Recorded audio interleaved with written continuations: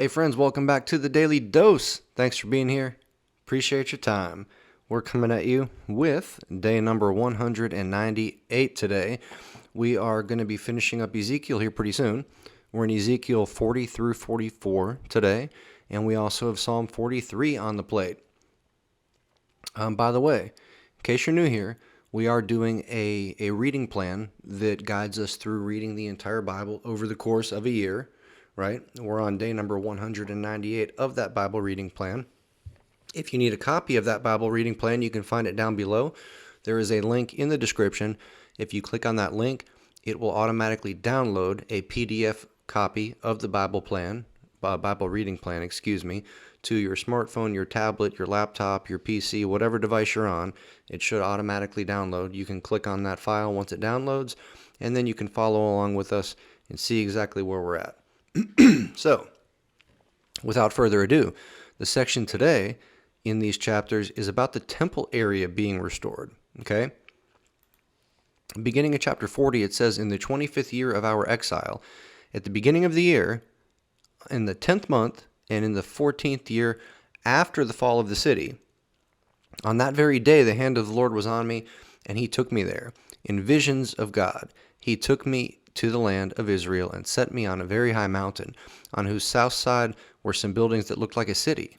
He took me there, and I saw a man whose appearance was like bronze. He was standing in the gateway with a linen cord and a measuring rod in his hand. The man said to me, 'Son of man, look carefully and listen closely, and pay attention to everything I am going to show you, for this is why you have been brought here. Tell the people of Israel everything you see.'" Okay, so Ezekiel is about to be shown some stuff. And as we go through the rest of the reading material today, it's pretty much all about various parts and various aspects of the temple area and how they are to be restored. Okay? And instead of going through all that, because it's a lot of measurements and technical stuff, what I wanted to do is read a little bit of an excerpt from Ligonier Ministries, and that's a group that that R.C. Sproul was involved in before he passed. One of my favorite modern day theologians, R.C. Sproul.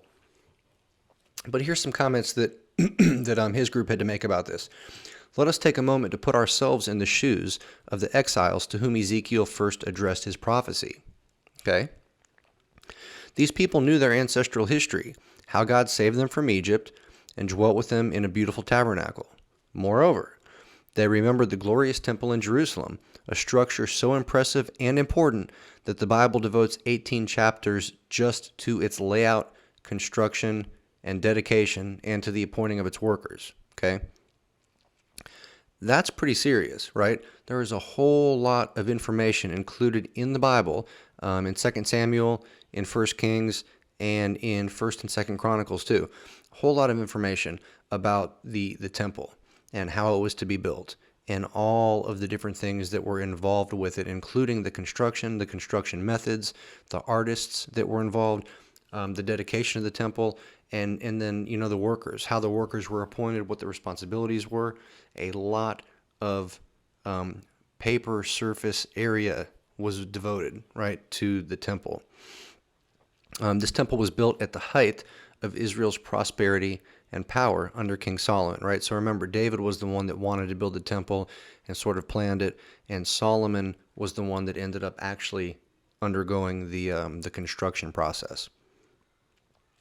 But here, this little excerpt from an article that I'm reading, it goes on to say, "Now, let us put ourselves in God's shoes as he was seeking to communicate with the exiles. Here was a disheartened people who had been told that the Lord left the temple and thus the promised land, enabling the Babylonians to capture Judah." Right, so it's I would imagine the Israelites were still almost grieving the old heydays, the old glory days, so to speak, right? When they had the temple and the presence of God was dwelling among them, and just the majesty and glory of the temple and the beauty of it and the grandeur, and then all of that just went out the drain when the Babylonians captured them and took them into exile, right? It all got destroyed. It doesn't exist anymore, okay? So I would imagine these people were pretty hopeless, and that they had definitely been disheartened. Furthermore, this people had been told that their exile manifested God's wrath. That's true. They did in Ezekiel 16, 1 through 58. Because of their great loss, they believed that restoration would never come. I can imagine that, right? That they suffered a huge, huge loss.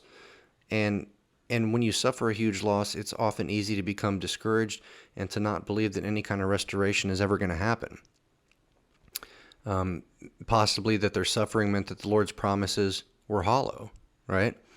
If you were God, how would you communicate the glory of the restoration in terms this audience could understand? And that's the question that we're left with from this article that I was just kind of reading a few tidbits out of here. So here, again, in the scripture for today, we are reading Ezekiel, basically going over all the different aspects and facets of the temple area being restored and going over it all in detail and explaining the grandeur of everything and how beautiful and intricate everything was. But anyways, that's all I've got for y'all for today. So please jump in, go read the text for yourself, see some of the things that Ezekiel is talking about, and don't forget to look at that psalm, friends. So hey, till we meet again, thanks for being here, appreciate your time, and deuces.